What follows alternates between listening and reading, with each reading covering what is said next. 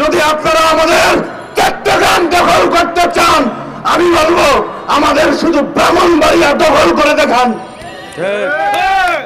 আমাদের ব্রাহ্মণবাড়িয়া দখল করতে আসলো নাসিরনগর থেকে টাকা বের হবে, আর সেই টাকার মধ্য দিয়ে সেভেন সিস্টার ভেঙে ভারত আত্মখ্যা হয়ে যাবে।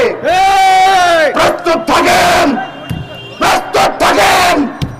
বাংলাদেশের মানুষকে আপনারা চিনেন নাই, এরা রক্ত দিতে শিখেছে, কারো রক্ত চক্ষুকে ভয় পায় না।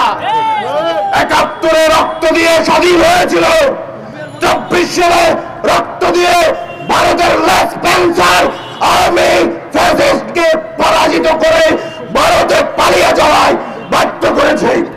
প্রিয় বন্ধুগণ, সর্বশেষ বলি, আমার সারা দেশের প্রত্যেকটি নাগরিককে বলি, আসুন আমরা আজকে থেকে ভারতের কোন পণ্য ক্রয় করব না। আমার দেশের পণ্য আমি ক্রয় করব, বৈদেশিক মুদ্রা আমার দেশে থাকবে, রিজার্ভ শক্তিশালী হবে, দেশ উন্নত হবে, ইউরোপ আমেরিকার থেকেও বেশি শক্তিশালী আমার দেশ হবে। সামরিক চিন্তা ভাবনা থেকে অন্যান্য যে সকল রাষ্ট্র বন্ধু আছে তাদের সাথে আমরা সখ্যতা করব।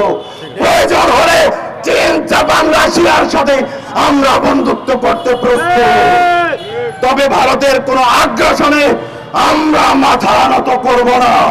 বাঙালি জাতি বীরের জাতি, এ জাতি কখনো মাথা নত করে নাই, আর কোনদিন করবেও না ইনশাআল্লাহ।